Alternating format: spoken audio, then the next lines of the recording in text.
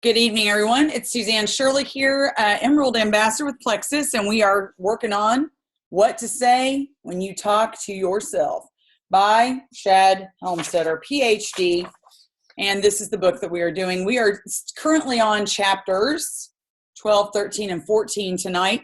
We did 9, 10, and 11 last week. And so we are going to talk specifically about how self-talk is in the forefront of your mind. It is not hypnosis. It is not subliminal. It is in your consciousness. We are also going to talk about, I just muted everybody. We're also going to talk about that self-talk must be simple. And we are going to go over the 5 techniques of self-talk and how to effectively pull those off and the benefits of them. But here's the change that I want to pull in tonight. Now, I'm just going to preface this by saying I'm a born-again Christian, and I don't think that everyone on here is by any matter of the fact. I'm sure some of you are, some of you are not. However, I really do believe that if you want to pray to whoever it is that you pray to, you're welcome to do that. But I'm going to start tonight with a prayer, because I really do believe that this group, what we're doing here is way bigger than us. And this group weeks ago started off with prayer. Lori Ward Harrison prays over her team every single week. And, she's pretty out there with her beliefs. She does not worry about what people think about her. And I have watched some of her Zooms. In fact, I watch her Zooms quite often. And they are powerful. She starts them off with a prayer, and sometimes she ends them with a prayer, and sometimes they never quit praying. And she has live music on, and she prays to the Spirit. Now, I'm not a charismatic person. Those of you who are, that's great. That's awesome. You just go for it. But I am going to pray, because I think that this group is way bigger than us. And we need to give credit where credit is due. And that is certainly not here with me, and it's certainly not with any of you guys. We have to give all the glory to God. So therefore, I'm not going to spin forever, but I am going to give God the glory tonight. So with that, let's bow our heads and pray. You guys do whatever you need to do. If you do something else, that's fine. You can sit quietly, but I'm going to pray to my Lord and Savior. Lord Jesus Christ, we come to you tonight, and we thank you so much, Father God, for this special, special, special group, this special, amazing group of women and of men. I don't know of any that are in here, but if there are some men, we thank you, God, for them. And we thank you for this incredible opportunity to grow ourselves, to learn more about who we are, and how to become a better version of ourselves. We want to give you all the glory in this endeavor, because we know that we can't do any of it without you. We give you the glory for any kind of a gift or talent that we have.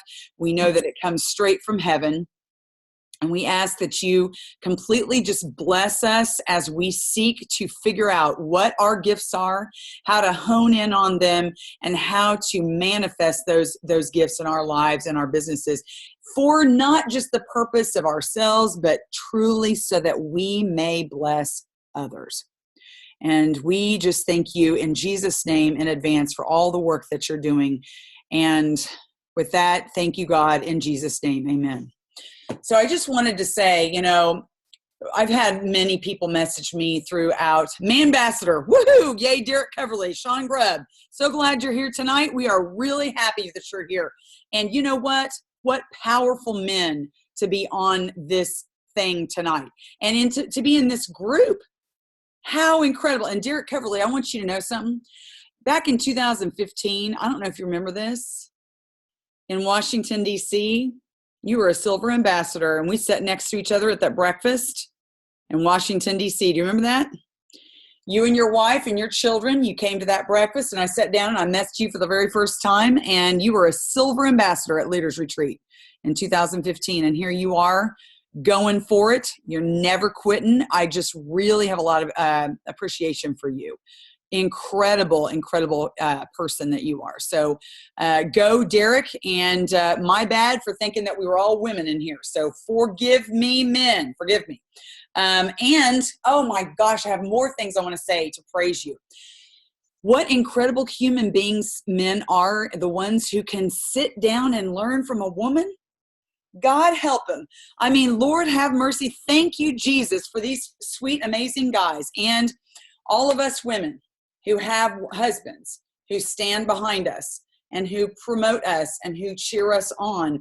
I tell you what, those are some of the strongest men that we can ever know. Would you guys agree with me?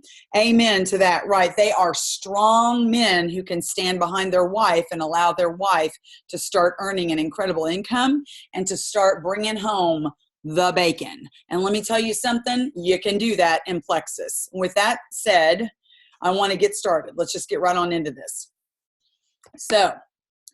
So glad y'all are on tonight.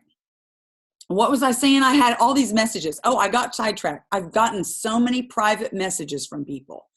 And I'm not saying all y'all need to be messaging me because I can't answer them all. But I have had people pray for me. I have had people thank me. I have had people tell me their stories. And it has brought me to tears, and it is so much bigger than me. It's bigger than Tara Berger. It's bigger than Andrea Grant. It's bigger than Lori Harrison. It's bigger than any jewel that's in this group. It's bigger than Rhonda Hensel, who pours her heart out on Wednesday night. And let me just say something about Rhonda before we get started. She's on tonight. If you guys are not already doing so, I would like for you to join her on Wednesday night. She has an incredible heart of passion and pure gold. And she has so much wisdom to pour out with you guys. And I want you to go out and support her on Wednesday nights. You know, she is an incredible woman. She's a new friend of mine. And we have been purposefully communicating and planning together, collaborating together, and neither one of us have the same gifts and talents, but we are all both equally talented. So I'm just loving her live Facebook videos. And we're going to be on with you guys every single week for 48 weeks. We have really committed ourselves to being consistent. It's Halloween night. I'm here. I'm tired. I've already Zoomed with some other people. I'm going to Zoom on Thursday night. I got Zooming last night with my team. I'm telling you, I'm Zooming like crazy, but I will tell you something. This is not for nothing. We're all in here for the right purposes. And I want you guys to understand how much we love you. We are committed. We're ready to pour into you. So with that, I am just wanting to say thank you for all of those who have communicated with me and just absolutely lavished your affection, your love, your gratitude on myself and on Rhonda, because she is incredible. And I'm so grateful that you're supporting her as well. So, self-talk. It is accomplished during the waking state. Whatever's in the forefront of your mind is your conscious brain. Therefore, self-talk is not subliminal. It is not what comes on you when you are hypnotized and not in your conscious mind. It is definitely you're reprogramming the subconscious, but realize and remember it is not unconscious while you're doing it. You are conscious. So therefore, hypnosis takes the control of your own receptive mind and programs it without the benefit of the conscious control. Hypnosis is not effected during the normal waking state. Self-talk helps you achieve the same objective consciously. It is accomplished each day as a part of your normal waking state. It is accomplished as a part of your normal waking state. Okay. So I want you to really, really understand that the reason for self-talk does not use hypnosis for its effectiveness has nothing to do with whether hypnosis works or not. We all know that it does. It's not about whether hypnosis works or not. The reason has to do with something very, very important. It's called personal responsibility. Personal responsibility. And that is incredibly important. I don't know if you remember last week, if you were on the call and we had a caller or a gal who was listening in, she might be here tonight, Christine, who asked the question at the end and said, can I just have my husband send me these really amazing, positive and affirming voice texts or texts throughout the day? You know, I'm so busy. I have all these things I need to do. And I have a home daycare, I think she said, and she was busy. And remember, if you were on the call and I said, you know, Christine, I'm going to be bold here with you. It's about making priorities, and you are the one that's going to have to do it. We all would love to have our spouses tell us wonderful things about ourselves all day long. But the fact is that would never change who we are. It would never improve us. We could have people talking to us all day long, but until we intentionally go about reprogramming our own brains, it will never take effect. It's not powerful. It doesn't have the same effect. So it's called taking personal responsibility. Personal responsibility is the bedrock of all individual action. Responsibility does not mean duty or burden. It is not the measure of our liability or our accountability. It is the basis of our individual determination to accept life and to fulfill ourselves within it. And what an incredible description of what real personal responsibility is. Then he makes an analogy of being born and then dying and breathing your first and your very last breath. And I want you to understand that when you are born in a doctor's office, or in a hospital, there's someone there helping you to have your first breath, but you take your first breath on your own. And there might be people that are holding your hand at the very last moment of your life, but you will, my friends, take your last breath on your own. No one will do the breathing for you. You must do it yourself. So that is an incredible analogy. I love that analogy. We take our very first breath by ourselves and we take our very last breath alone. No one will ever breathe the breath of life for us. No one will ever think one thought that is ours. No one will ever think our thoughts for us. No one will ever stand inside of our bodies, experience what happens to us, feel our fears, dream our dreams, or cry our tears. We're the ones that are going to do all of that. No one can ever live a single moment of our lives for us. That we must do for ourselves. That is called responsibility. Personal responsibility is the essence of self. It's the essence of self.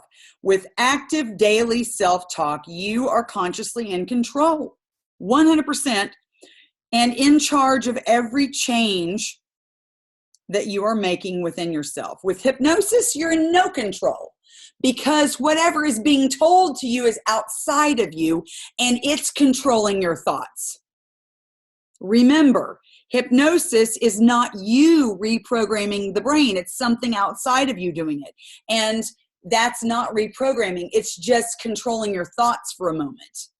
You know, he gives, and I think I'm getting ahead of myself. Well, I'll go ahead and give this example that's in the book, and then I want to give an example that's not in the book. So he talks about a cassette tape, specifically recorded music, which has also recorded into the soundtrack in an audible live track on a movie, and how a lot of the times in a movie theater they would put subliminal messages of drinks and candy and popcorn so that you would go out and purchase and want those items, and it works. It works. Are you getting where I'm taking? Okay, so what if it were gory images that were, you know, just for a flash, instant of a second, a gory image, and it eventually made you want to go out and kill somebody? I mean, I'm taking it to its fullest extent, but do you see where that could go? The danger of conditioning outside of yourself, where you're not personally responsible for your own thinking. You're letting some other entity program or give you ideas to think or thoughts to think. No, you don't want that. You want to be fully in charge. So, okay, an example that's not in the book of taking personal responsibility. You know, I don't know if some of you have watched the movie, The Patriot, Patriots Day. Patriots Day, where the bombing in Boston, where it was the marathon bombing. And we have two individuals, Tamerlan Tsarnaev and Dzhokhar Tsarnaev, excuse me if I'm saying their names wrong, who were the bombers. And they planted these bombs along the way, and it really destroyed some human lives forever by doing so. And in the midst of this, and I watched all the extras that came with the DVD, and there was a Chinese man who was living in the United States, and he was in his early 20s. He was a business owner. He had just bought his brand new Mercedes SUV, and he was driving it around, and he had pulled off to the side of the road to text one of his colleagues because he wanted to make sure that he got back with this person. And the Tsarnaev brothers came up from behind him, got in the car. Basically, the long story short of it is they hijacked the car with him in it. And through the driving through town before they were to leave Boston, they let him know of their plans, that they were going to go to not just do what they did in Boston, they were going to go straight to Times Square in New York City and do it all over again. And so the mind of this Chinese man was working, and it was working and working and working. And this is how I know what happened, is because he relayed the story and what his mind was thinking the entire time. And it's coming to personal responsibility. You know, what happened is that they stopped at a convenience store, and the younger brother, Dzhokhar, got off to get some food and some other things while the gas was being pumped. And the Chinese man was sitting in the car with the older brother, who was a boxer, an MMA fighter. He was huge, and he was asking him all kinds of questions that made him very uncomfortable, that were very threatening. And while he was answering the questions, trying not to incite him to anger, the Chinese man's brain was constantly working, and he kept thinking, this is my car. I just bought it. They are going to destroy it. This is the first thing that I was able to achieve as a result of the success of my business, and it's going to be destroyed. They are going to kill me, and they're going to kill more people. And the more he kept thinking about it, he became more and more angry. But he masked his anger as he sat in that chair. And then what happened is, at some point, this terrorist was sitting there on some sort of a GPS mechanism, and the Chinese man thought for just about 15 to 20 seconds, I can put my life in the hands of these terrorists and let them have something to say about what happens to me. Or I can take personal responsibility for my own life, and I can put my own life in my own hands. Who would I rather have my life in which set of hands? And he decided in his own. And he knew that he had to do 4 things. He had to unbuckle the seatbelt. He had to open the door. He had to, I forget what else. He had to push the man away and run out the door. And he decided in an instant that he would rather take personal responsibility for his own life than to put his life in the hands of someone else. So with that same idea, now it's not to that extent, but we are taking personal responsibility. We don't want to put our lives in the hands of someone else, and we will never be successful if we try to do that. We must take personal responsibility.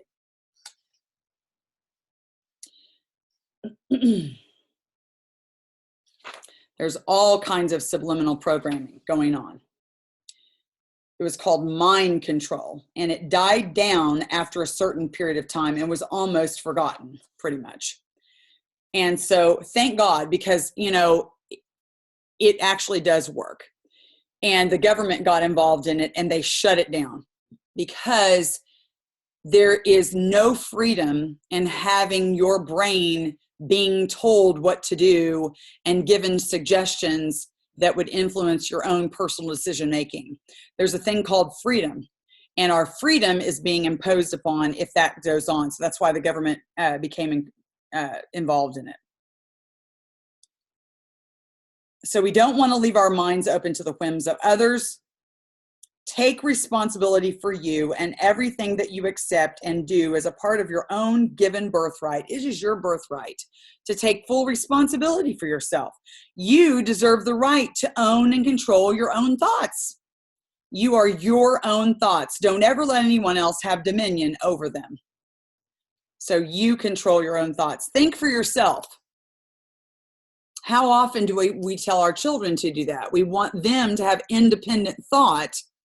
We want them to come up with original ideas and not take on the thoughts of others. Have their own imagination, their own creativity, right? That's the same thing that we do, that we should do as well. Some of the greatest minds, some of the greatest achievers which this earth has ever known achieved the greatness with only 3 overriding attributes: spirit, conviction, and hard work. Your own self-talk to your own inner self is and will always be your surest form of inner defense and inner strength. Combine that with your personal source of spiritual strength, and no one, nothing can override it. Use it. Employ the resources of your own mind. Call them to action. Think for yourself. Speak for yourself. Educate and program your own brain in the manner of your own choosing. No one else should do that for you. No one else has that right. So that's a really great talk on personal responsibility. Now, making sure that the program is simple, or it will absolutely be a complete failure. You don't want your reprogramming to be something complex. It needs to be simple. Otherwise, it's just not going to work.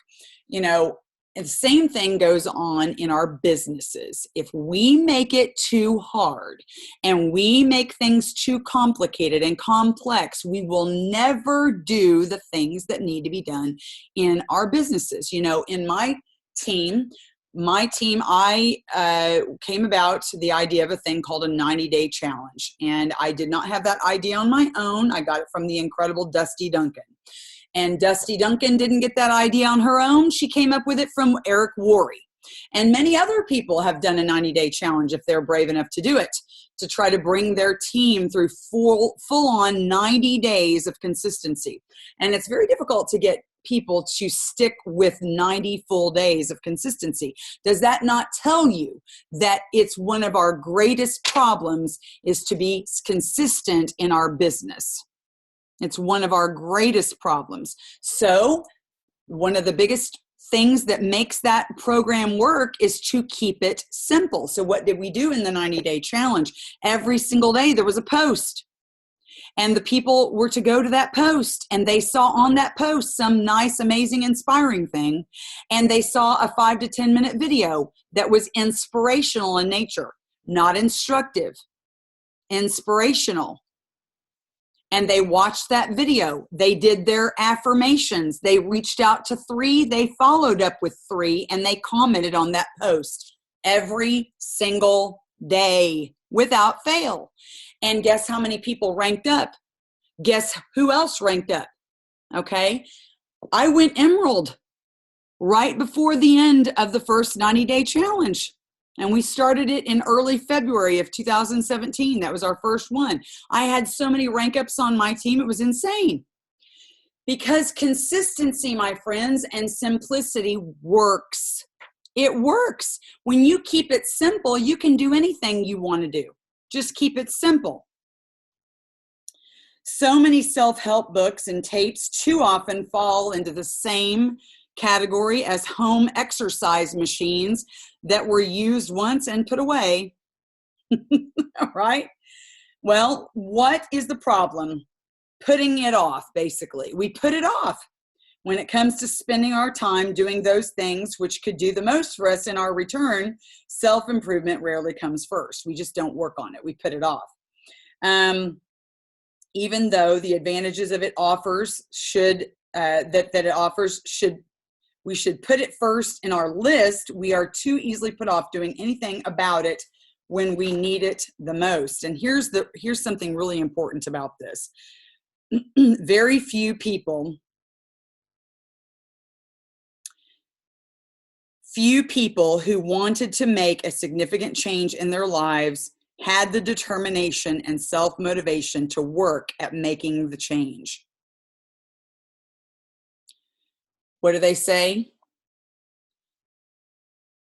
Something like 85 to 90% of the world lives in just mundane mediocrity. They're just fine with where they're at in life. It's the 10%, the 5% that actually move into their destiny. Few people want to make significant change in their lives. Why? Unless an individual's predisposition to self-determination was strong enough, unless a person's heredity or early conditioning created an attitude and a will which demanded improvement and change, the normal obstacles of day-to-day life stop them short. What is he talking about? Life gets in the way. The phone's ringing. The husband needs you. You got to bring the kids in from outside. They're dirty. They've been playing all day. I guess I don't have time to work my business. You get a call from the school. You've got to go down. You've got to take care of this business and that business. You forget that you forgot to pick up something at this place or that place. And all of a sudden, oh, well, I can't do my business today. Life gets in the way, right? We've all experienced it. The competition of daily living. Though some natural law of cause and effect, through some natural law of cause and effect, when we improve ourselves, the things we would like to have in our lives follow naturally. Improve who you are, and by that same law, you will improve your life. The more successful that you become inside, the more success you will automatically create on the outside. Remember, Sonia Dudley says, if you fail to go within, you will go without. So you must go to the inside of yourself and look at what needs to be changed. Become successful on the inside, and the outside will take care of itself. And that's the same thing with your paycheck. Become a better version of you, and you'll get paid more. This is the actual profession where you get paid to be a better person. You get paid to become a better version of you.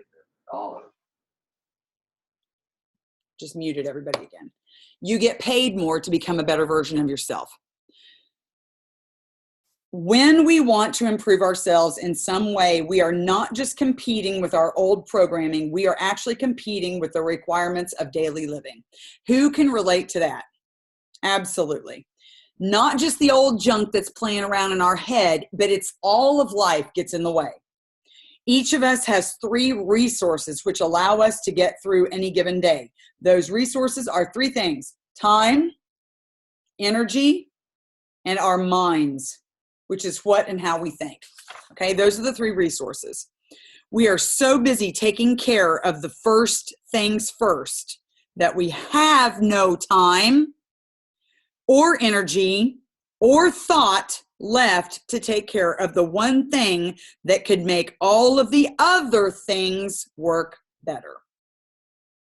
We are so busy fixing the train to realize that we are on the wrong track. I want to say that again because it's so powerful. We are so busy fixing the train that we don't even realize we're on the wrong track. Now, here's something even more profound. Are you ready? We are too busy staying alive to figure out how to live. We are too busy staying alive to figure out how to live. And those are 2 really great analogies about how life in general will crowd out what we should be working on the most, the essentials at making ourselves better. So, Everybody has this idea. Okay, well, if I just take 20 minutes each night and I write down my goals and I go in and I decide what's working and what's not, and I make some sort of an entry in my journal, then I'm going to get something done, right? Even 20 minutes is hard to come by, because at the end of the day, you are done mentally, physically, emotionally. I think it takes a very special person to journal at night before you go to bed, because you just want to fall in the bed, right? Plexus or no, you want to fall in bed, especially if you're a busy parent of some sort. The 20 minutes was supposed to spend each night working out the goal plan and improving oneself, soon moved from an exalted position of importance to an absolutely impossible chore. It's so hard to study your goals when you can't even keep your eyes open. So, for any self-improvement, the concept has got to be successful. And for it to be successful, what does it have to be? Simple. Simple. It's got to be easy to use. And when we put that into practice, guess what? It's going to work. So he's going to tell you what works. The 5 techniques of self-talk. Now, this is not sitting down at the end of your day and goal setting and reflecting and all of that business. There's nothing wrong with that. There's a place for the goal setting. There's a place for reflection. There's a place for all kinds of that self-examination. But these are 5 techniques that you can do all the time throughout your day. You don't have to stop and think about it. You're just doing it. It can become a habit, and it is the thing that you will do to reprogram your brain throughout the day, whether you have life that crowds in on you or not. In fact, when it crowds in, that's when you really pull it in and have it work for you. So what are the 5 methods of self-talk? Silent self-talk, which is the one that people use the most. Self-speak. Self-conversation, which is really incredible if you can get that one going. Self-write. Now that takes a special person that enjoys sitting down to write. And the 5th one, which is tape talk. And we're going to talk about those 5 things. All right. So you may choose to use some or all of them. Some or all. So what is silent self-talk? Well, this is the self-talk that goes on all the time, although we are usually not even aware of it.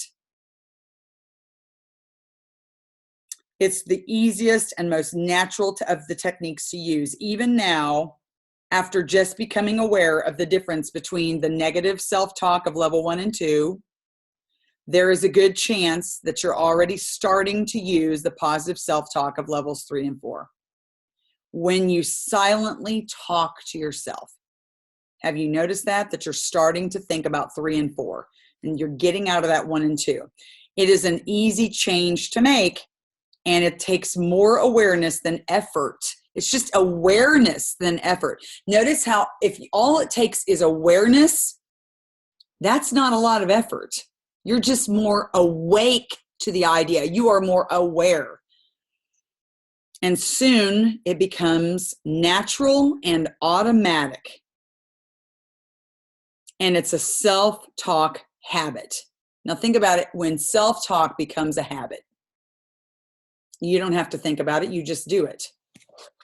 It's like you get in your car and you drive someplace and you end up wherever you're going and you can't remember how you got there because you've gone there so many times. That's a habit. Your car didn't just get there by itself. You drove it there. But even though you can't remember how you got there, trust me, you've driven there so many times, it's a habit. That's how self-talk can become if you allow it to. Within a day or 2, you will start to notice everything that you've been saying to yourself that could work against you. You're going to start to notice those things that work against you. When you've made the decision to throw the old furniture out of your mental apartment, you'll know when you are trying to bring it back in. You'll go, oh my gosh, I'm trying to go out there and get that old rickety lampshade again. Oh, I'm not going to do that. I'm not going to go and get that rickety lampshade. I am going to not need that. I'm going to do this new thing. And you're noticing it. You're aware. You're not going to go back out and pull in the old stuff.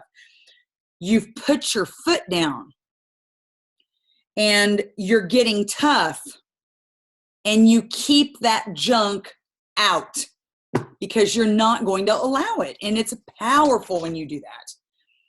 So during each day, you're listening to everything that you say when you talk to yourself.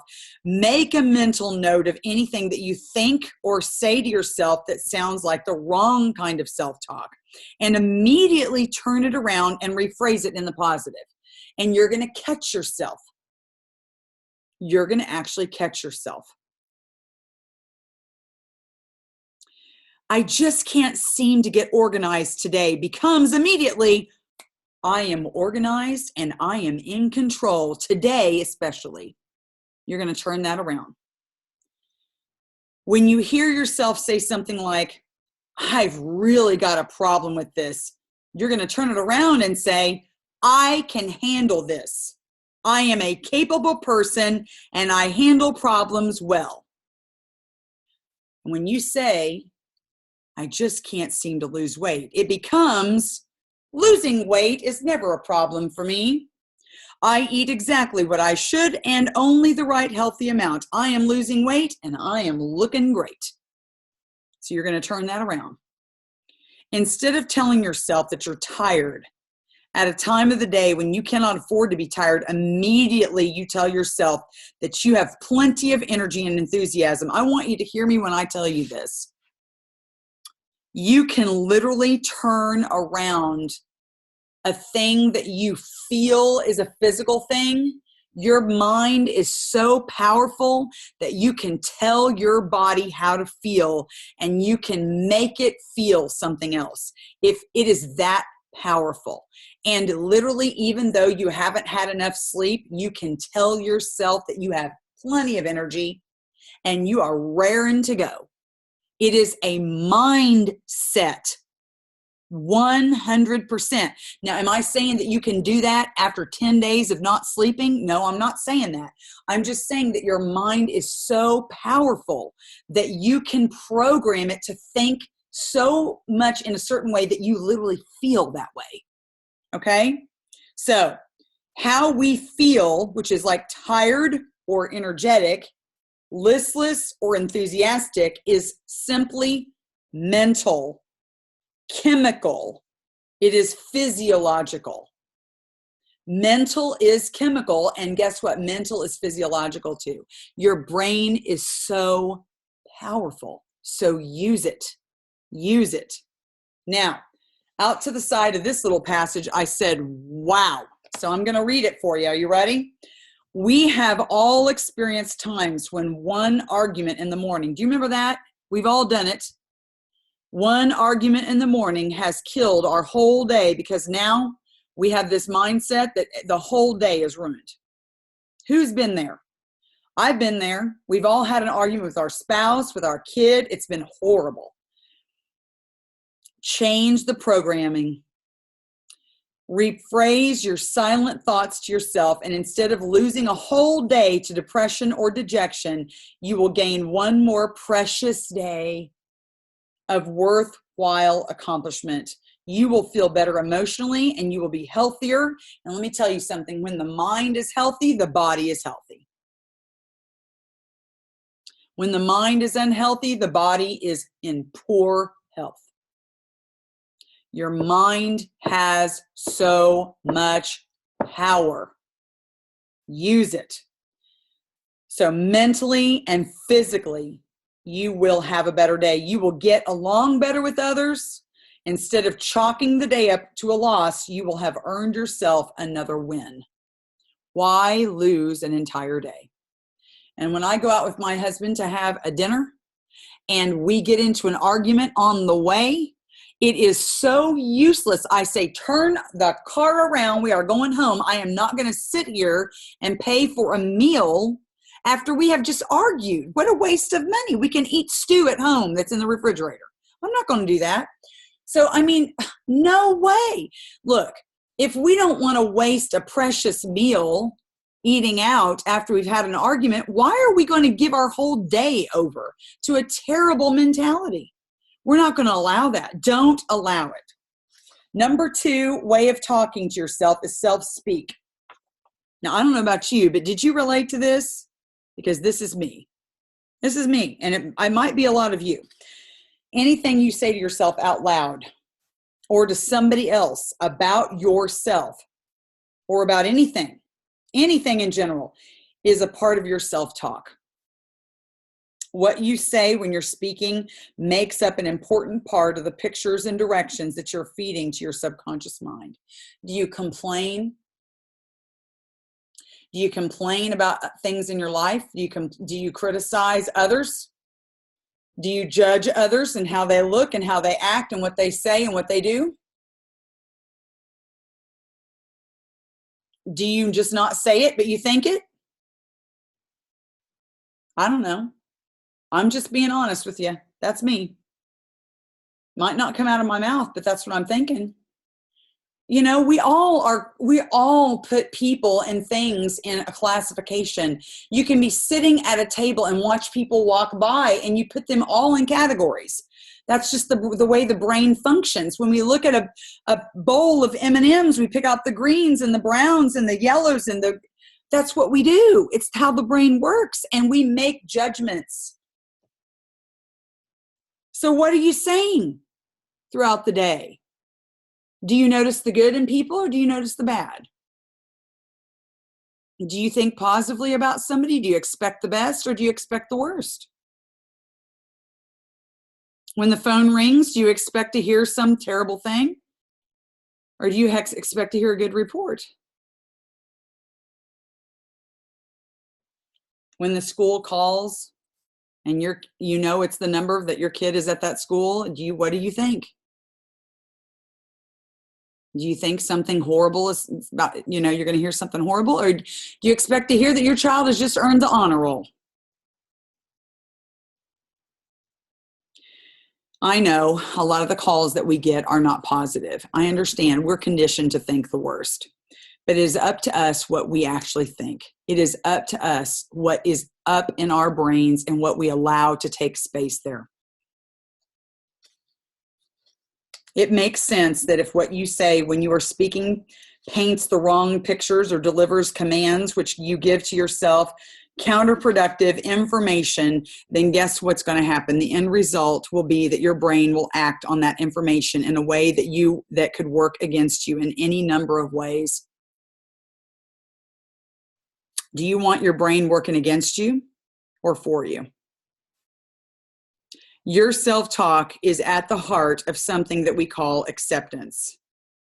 Now, I want you to really get this. Your self-talk is at the heart of something we call acceptance. Your self-talk is where you live.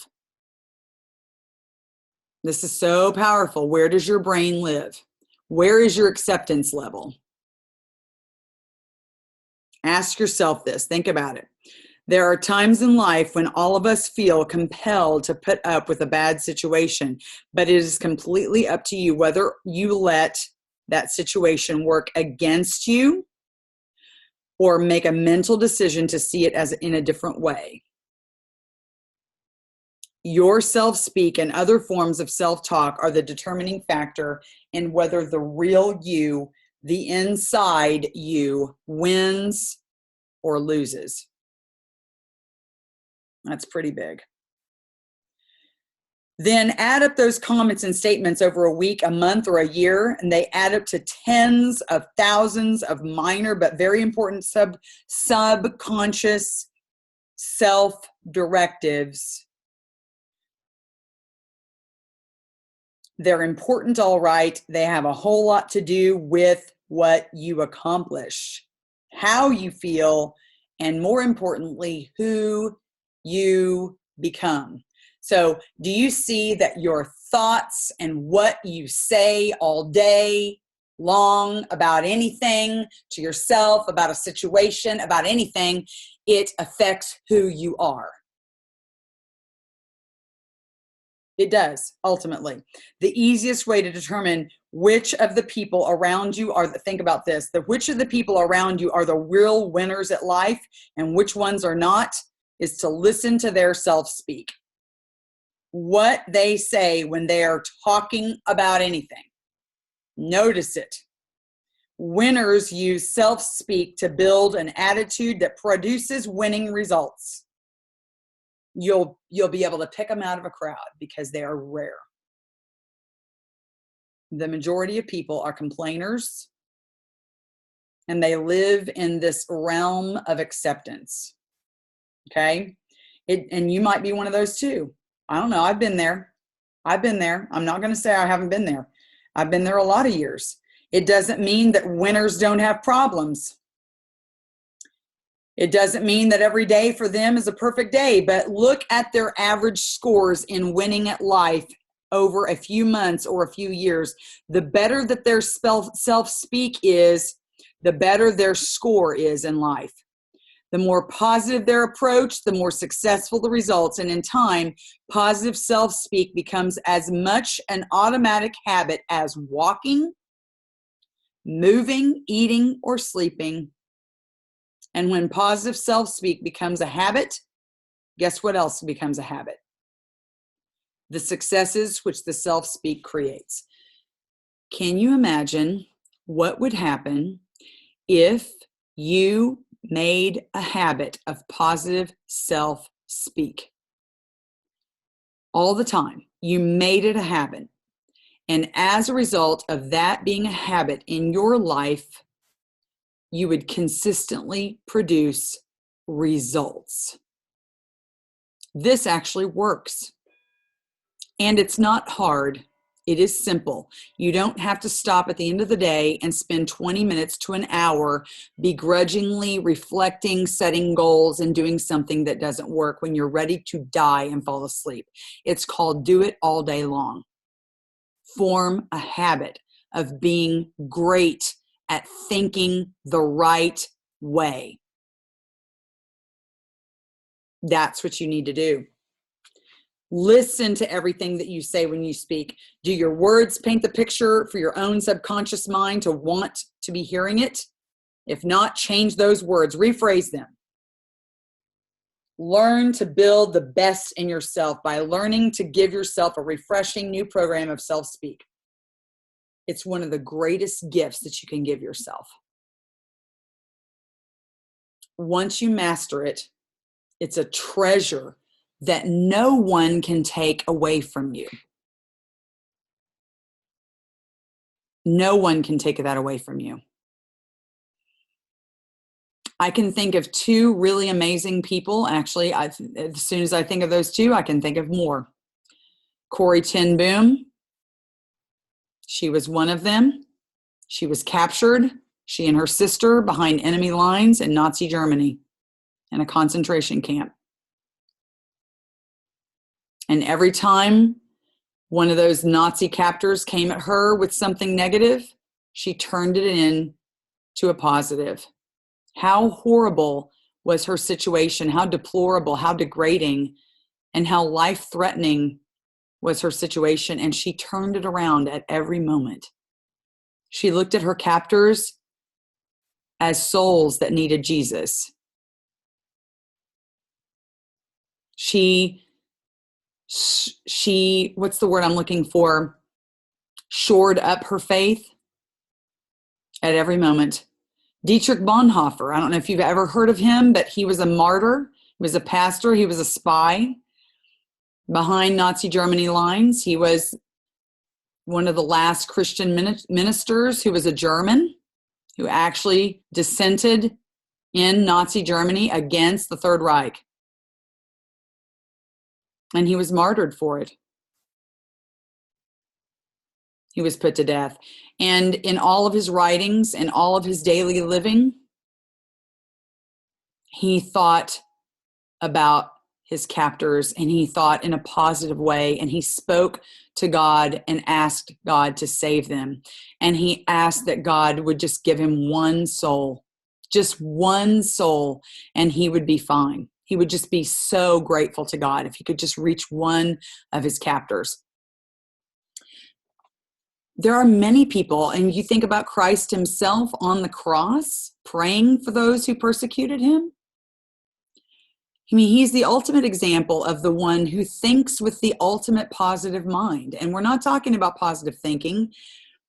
This is the person who never quit thinking the right thing. He always thought the right thing. So if Christ can always think the right thing and always do the right thing, doesn't he give us the grace to have the capability to do the right thing? Not that we will every time, because we're sinful. And I know I look at everything through Christian glasses, because that's how I live my life. That's how I see everything. But I mean, that's the truth. I mean, God gives us the power to think the right way.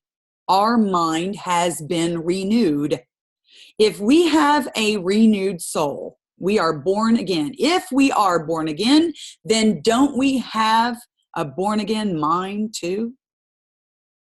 Why can't we just use that mind and use it for the good and the betterment of ourselves and the betterment of every other person in our lives? I'm just saying, it's a way higher cause and calling than just for us. It's about not just making ourselves better, but it's making other people's lives better too, and really shining a light into other people's lives. When we can control our own minds and think positively and speak life onto ourselves, then how in the world can we not have that bleed off into other people's lives? So, self-conversation, let's talk about that. So it's a treasure. It's a treasure that can never be taken from you. This is a powerful thing, and when I have used it, it has been really, it's amazing how quickly my mind turns around. If I find that I'm in a big situation where all this worry is happening, because I'm the person that lives in the future. I don't know if some of you live in the past. I live in the future. I'm always worried about the thing that's getting ready to happen, and it never happens, but yet I spend my mind thinking about it 24/7, and usually it's at the middle of the night when I wake up and I can't quit thinking about some terrible thing that could happen. And it's usually something really ridiculous that never happens. Okay, what was the point I was going to make? Oh, this is really powerful, because when I will get off into a situation like that, my mind is just gone amok. I will stop and say, you know what, Suzanne? I will literally have a little conversation with myself. You know what, Suzanne? It's going to be okay. This is not the end of the world. It's all going to work out. God is going to bring this all together. And you have no idea how he's going to do it, but he is bigger than all of this stuff, and he's got control over it. Why don't you just take a chill? And I will literally say that to myself. Whatever it takes to say, calm yourself down, Suzanne. Guess what? It's going to be all right. You know, because that's the logic in me. The emotional part of me says whatever else, but the logic in my brain can tell my emotions where to go. And that's what we have to do. Talk, because it engages more. Okay, the self-talk is so effective when we can have a conversation out loud. And it's so effective that it engages more of your senses and puts more of you to work programming yourself in the new way. So it's got all your senses involved.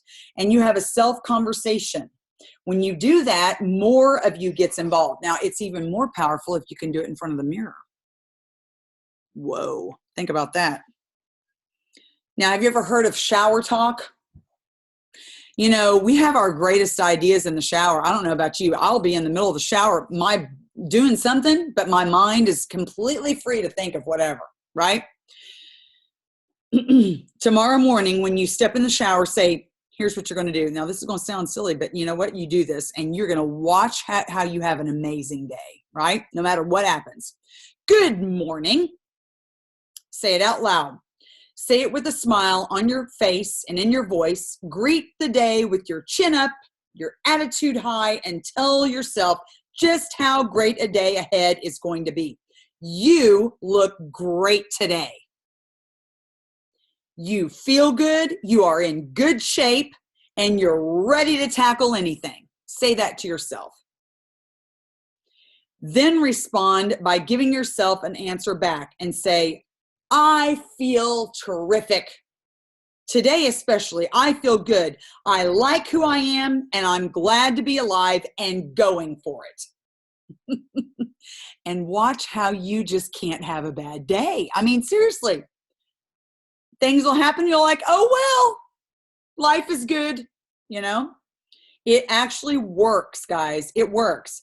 Think how much better the kind of invigorating, positive day starting, confidence building self-dialogue can be than the other ways that we often use to start our day, absolutely dragging ourselves around. And you know what? It's always a racket. We all have rackets. I'm going to explain what that is. I like this one gal on my team. She's one of my good friends. And she likes to talk about how we all have our rackets. So if you're the non-morning person, I'm not a morning person. Well, guess what? Then you let everybody know not to talk to you in the morning before you've had your coffee. And what's your racket? You get a payoff from that because that allows you to be a grouch all day because you're not a morning person, right? That's your racket. We all have a payoff. We all get payoffs from the crap that we do. What's the crap that you do? I don't know. What are your hang-ups? I have all kinds of hang-ups. And if you start to think about them too much, it's not good. But at least if you can identify them and then identify your payoff, and you actually look at what is your payoff from that racket. Boy, let me tell you something. You're going to wake up. Very few people actually take a look at themselves and become reflective. So if you can actually sit down and start taking a look at some of your rackets, some of your payoffs for the things that you do, I'll tell you what, you're going to learn a lot more about yourself. So in your self-conversation, when you're standing in front of the mirror, you're having this little conversation with yourself. You're forcing yourself to put your own thoughts into words. And you know what? You know yourself way better than anybody else does. Come on now. This allows you to ask yourself questions and get straightforward answers. Because if you ask yourself some questions, you are going to answer those questions with the right answers. No one else is asking the question. You're not going to feel like you have to put this other person up in front of someone because you're so afraid of them finding out. No, you can be real with yourself. Go ahead and be real.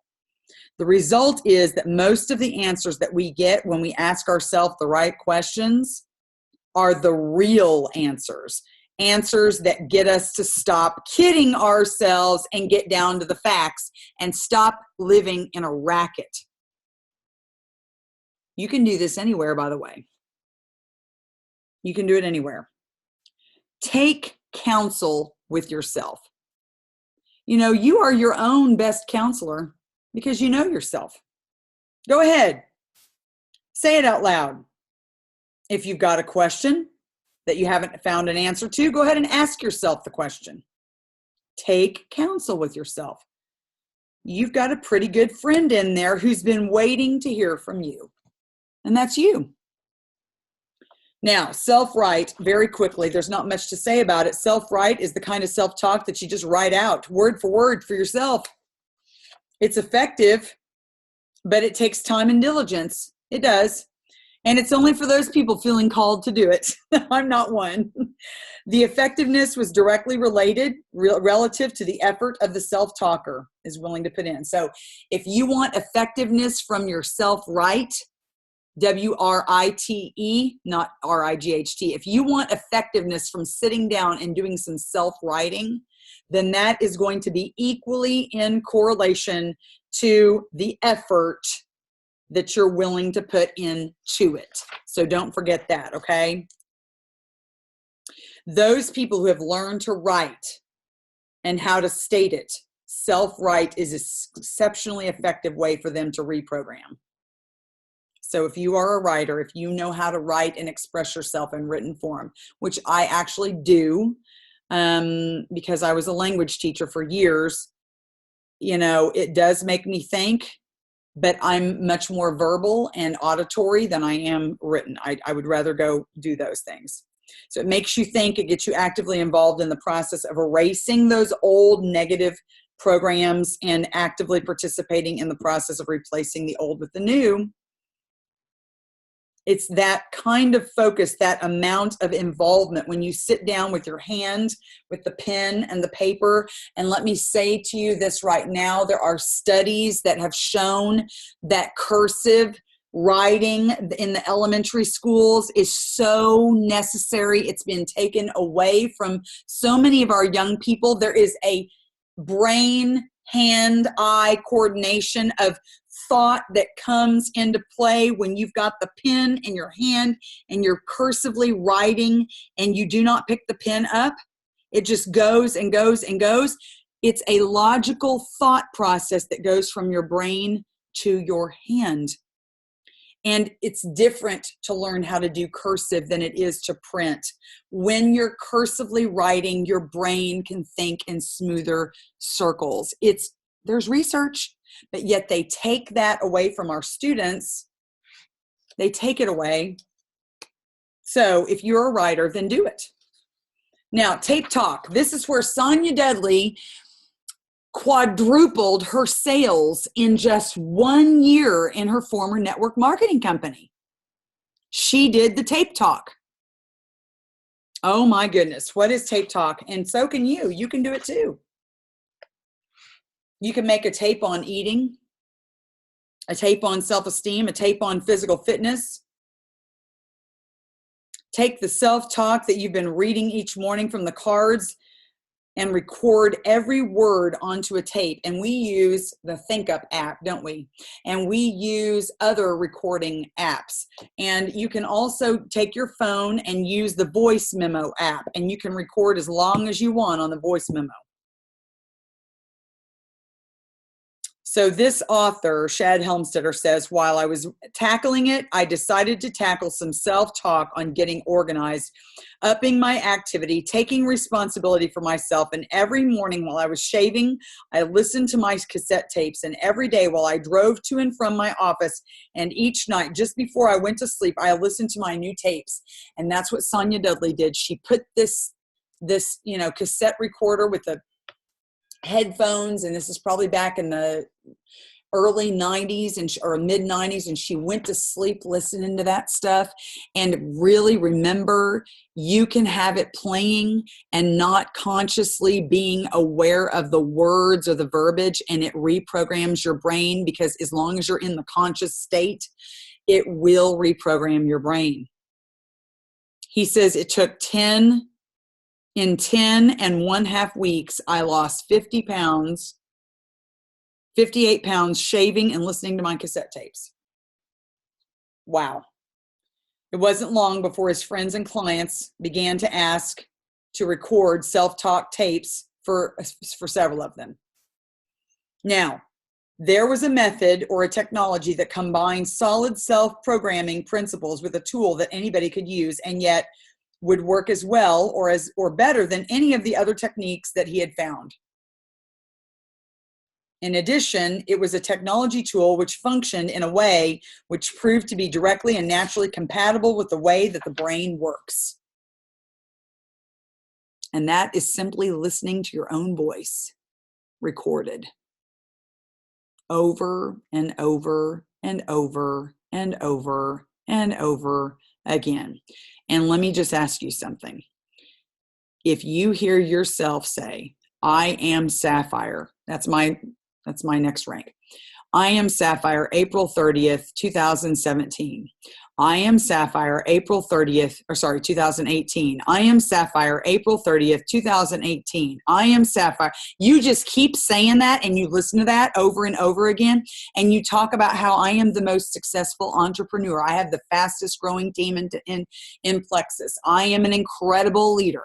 I changed thousands of lives, and you just keep playing that kind of thing.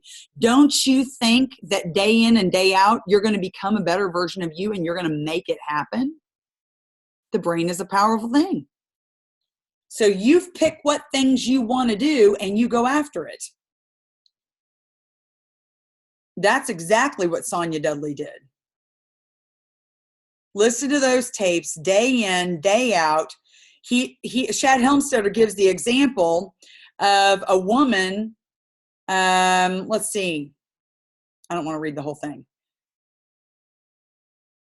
Use a tape recorder, purchase from a local discount store. We do the Think Up app. Playing the positive self-talk in the background, and her husband could not have cared less. But 1 week after that, her husband at dinner started talking about it. They discussed it. She got him, and they had a terrible marriage. She got him to start doing the self-talk tapes, and it completely changed their whole marriage around. Self-talk. It made no difference whether he believed that the self-talk was true or not. His subconscious mind did not care. Now, we are speaking things into life, into existence, that be not as though they are already. You are saying, because I am not a sapphire yet, but if I say it in the present tense, I am a sapphire. I am a sapphire, April 30th, 2018. By golly, something's going to start moving. I'm going to start moving in a different direction. I'm going to do things I'd never thought before. I'm going to open doors that are standing in front of me I never saw before. I'm going to do things, take chances, take risks, have new ideas. I mean, think about it. You're going to be more ingenious. You're going to be more creative. You're going to do things. You're going to go for it. Their marriage turned around. Tape talk. That's the one that we use. Self-talk on tape is without a doubt one of the more practical tools for the betterment of all mankind, for the betterment of each of us individually, than any other self-development tool that I have ever encountered, said Shad Helmstetter. The first and most important advantage is that you can listen to tapes about you while you're doing something else. You don't even have to really listen. Your subconscious mind will be busily programming in the positive new information about yourself, whether you're consciously thinking about it or not. So you can actually go to sleep listening to the stuff. You can cook your dinner listening to the stuff. One of my favorite self-talk tapes is called Believing in the Incredible You. Of all the ways to talk to yourself positively, just the cassettes are the easiest and most enduring. Just put a self-talk tape in the player, push a button, and let it play. Your subconscious mind will be listening whether you are or not. And he talks about how his favorite, most encouraging phrase is so true. You are doing pretty good already, and you're just now getting started. So when you hear me say that I took my team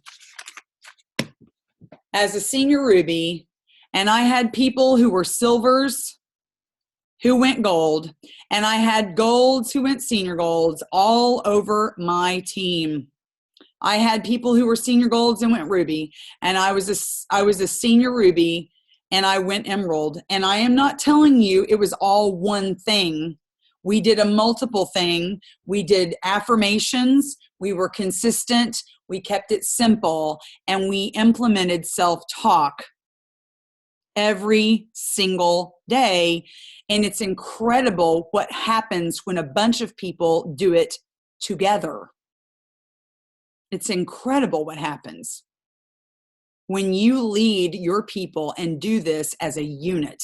It is absolutely amazing. Okay, I've talked for an hour and 10 minutes. I apologize if I'm too long. I'm going to go ahead and have you unmute yourself if you have a question.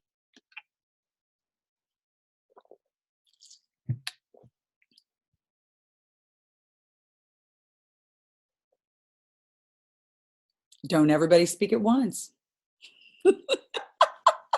We got 70 people. This is Deborah. This is the third time God's come to me today about self-talk. So I'm listening. But one thing I know I have to do is remember things that are true, lovely, and a good report. Absolutely. And all of that is future. All of that is now to the future. But I hear God. He said it 3 times today, so I've got to listen, and I appreciate this. Well, you're welcome. You are very welcome. Hey, Suzanne. Hey. So something I thought was really interesting in the last chapter that we read this week was, and you were just talking about the tape talks, right? Mm-hmm. Interesting thing was where the woman, she believed in them, right? Mm-hmm. And recorded herself or whatever it was, and she played them. And then her husband just heard her, whatever she was saying. It wasn't even him talking to himself. It was what she was saying. And that affected him. Mm-hmm. Okay. Because I know we have said or feel like our own voice is most powerful, right? Mm-hmm.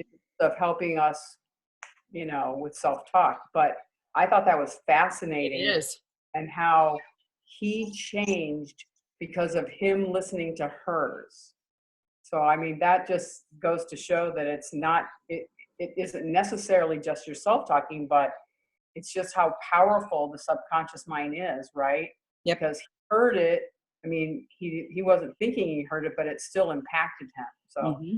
I thought that was awesome.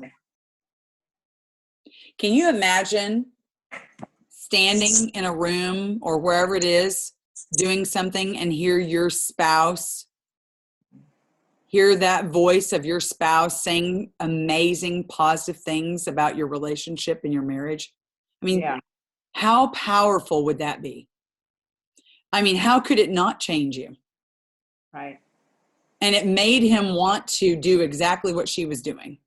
And that's why he probably bought into it. Mm-hmm. So, interesting and fascinating. Yeah.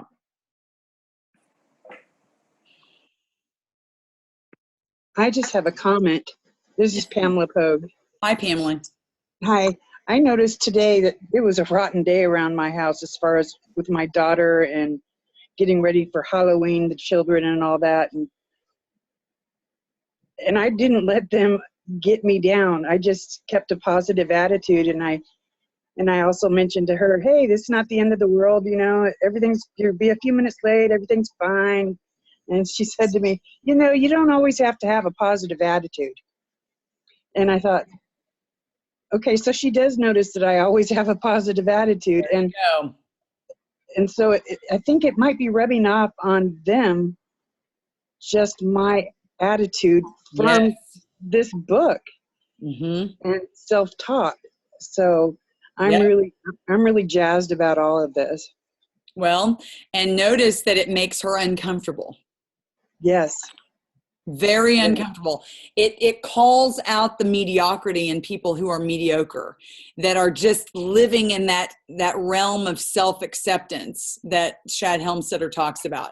It makes the people that are living in that realm very uncomfortable because it shines a light on where they're at and it makes them really uncomfortable. They don't like it. Yes, I noticed that. They want to just bring you down to where they are because it makes them feel better. Right. And it's harder for them to come up to where you are. So they just want to bring you down. Mm-hmm. Right. And I didn't let it happen. Good. So Good. yay.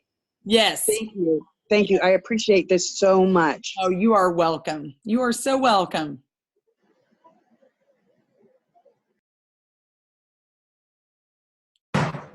Hey, Suzanne. Hey. This is Misty Blanco, and I've noticed that I'm a huge procrastinator, and it's turned my mind around. It's helping me be more aware of it. Like why I realized I self-taught myself, like, no, just do it later when you're comfortable with it. So now I've been able to turn it around and just move on it. Mm-hmm. Good for you. So that's helped a lot. I did have a question, and you answered my question, and I wanted to know what the next two books were, and you said, Get Over Your Damn Self, but I wasn't sure of the other book. Get Over Your Damn Self by Romy Neustadt. And we haven't really decided on the third one, but we're really leaning towards a John Maxwell book. Okay. Because I thought something was written down like Something Amazing by John Maxwell, but I looked that up and it doesn't exist. I haven't decided it. Okay. Something Amazing. No, John Maxwell doesn't have a book called Something Amazing. Okay, good. But we are, I could go into all the different things about which one I want to do or why, and I just don't want to decide that right now. Okay, thank you. Mm-hmm.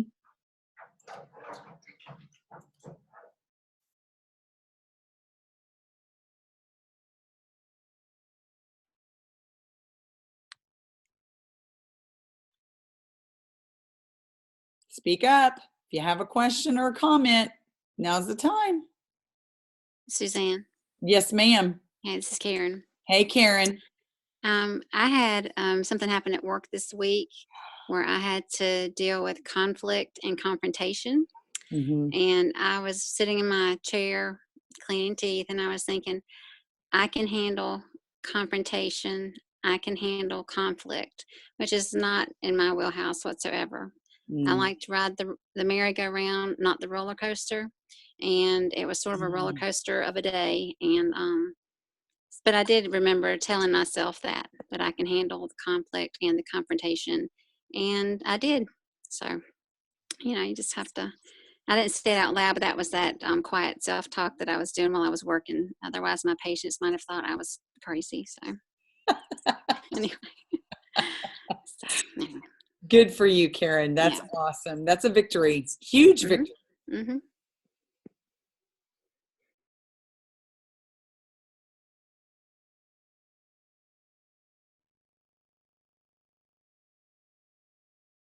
Go ahead. Speak up. Question. Comment. Anybody else? I will step up and say something. This is Valerie. Hi, Valerie. How are you? Very well. Thank you. How about you? I'm doing super.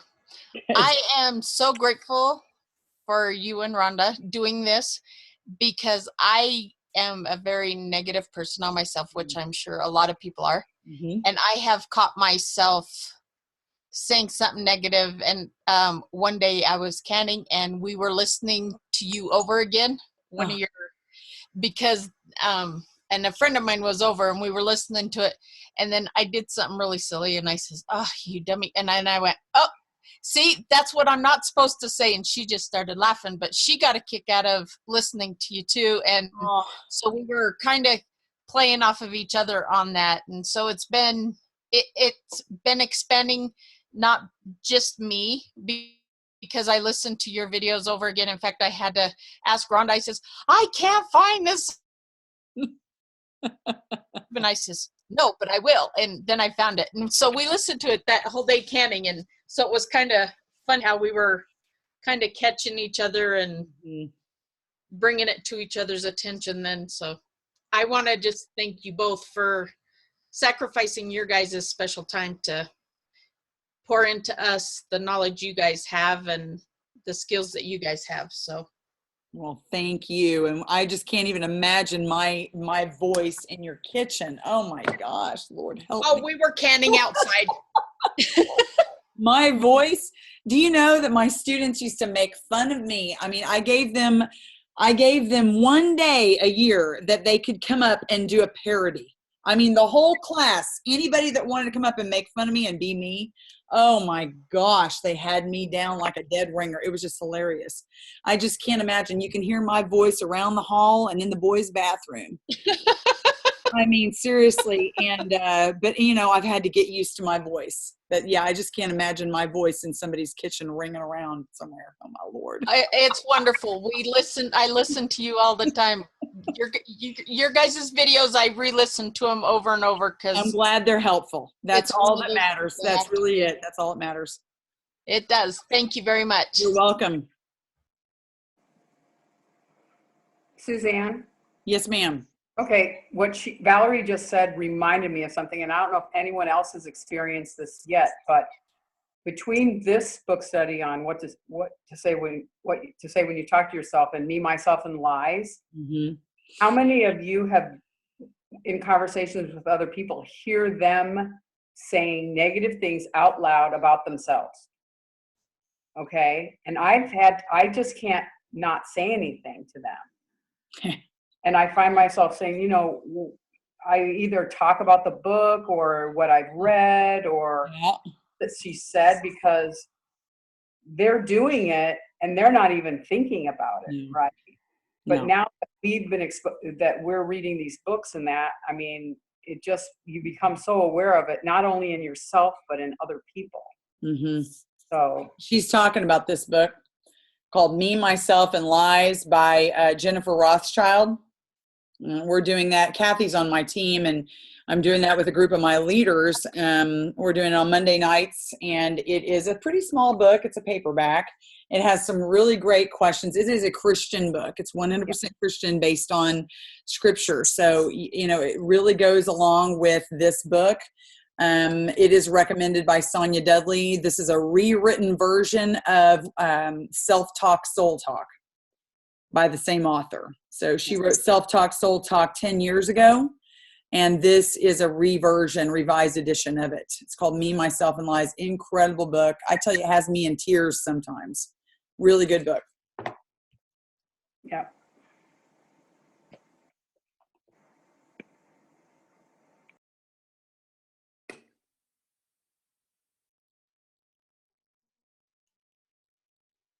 Anybody else? If you have a question, go ahead and ask. Now's the time to do it. This is Sean. Can you hear me? Hi, Sean. Hi.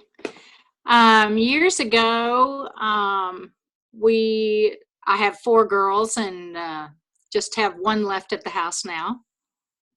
And we were talking a lot about the different lies that we were all hearing in our heads.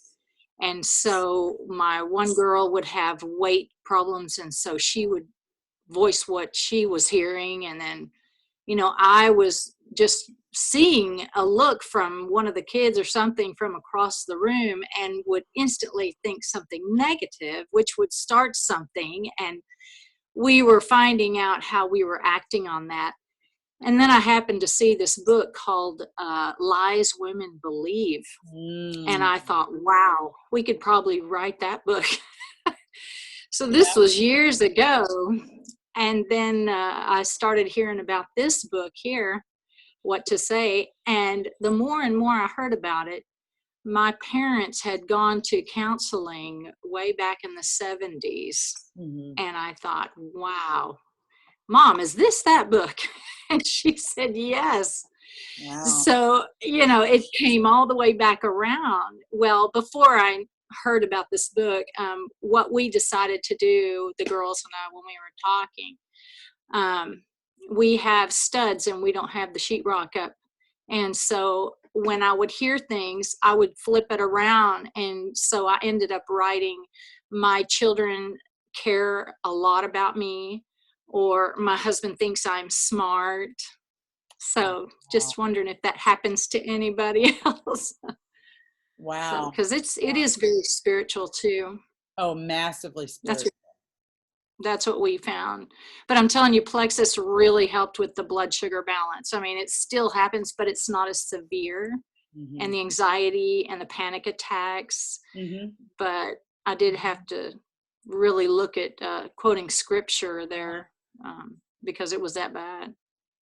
You know, there's a huge, I mean, and if you go to any holistic health coach, they're going to tell you that the mind and the body and the spirit is connected. I mean, they're all connected. They're so powerful. And the mind has a huge role in healing the body. You know, a sick person in the hospital who believes and has a powerful emotional spirit about them and has a positive mentality about making it and powering through has like 90% chance of making it. I don't know, maybe that's a wrong percentage, but a higher, way higher percentage of making it than the one who believes or is downtrodden mentally. So the mind is so powerful. It can have such a healing effect physiologically on the body, and we need to realize that. As much as the mouth is like life or death to the tongue, the tongue is life or death, I think the mind can equally be as well. It reminds me of when a mate is lost. Okay. For many years, the husband and wife, you know, usually if it was, you know, really, really close, they're close for a long time. Right. Then one passes away, the next one, the other one is not far behind, right? Yeah. Right. Thank you so much. You're welcome. You're welcome. Does anyone have any other last thing they want to say? It's about 26 after the hour, and we've lost almost half our audience, not quite, but I don't want to just leave everybody on. You're so sweet, Michelle. She says, please love your voice. You are so sweet, girl. Thank you. Thank you. Thank you. It's a blessing. It's a blessing to be able to be here with you guys every week. So next week, speak up if you want to say anything. Next week, we are going to be doing chapters 15, 16, and 17, talking about whatever your need or position in life, how to put the actual self-talk into practice. And this is where we're going to actually really get into the meat and potatoes in changing our habits, putting self-talk into practice in our daily lives. We're going to talk about scripting and about keeping them on different subject ranges, changing our attitudes, changing habits. I mean, we're talking powerful scripting here. So wonderful, wonderful next week. And then the following week, I'm going to be at Jewel Training. So what I have planned is I'm going to record that week for you, and it will be on a recorded YouTube Zoom that you'll just listen to, and you'll be able to do your assignment. I will post the assignment tonight, the recorded version with the assignment tonight, up on the actual Hawaii Hustlers website, so that you can go ahead and write your answers there or report them to your sponsor, your leader that you're reporting to. Okay? You're welcome. Thank you guys for coming on. Love all of y'all. Mwah. Thank you. See you next week. Good night. Good night.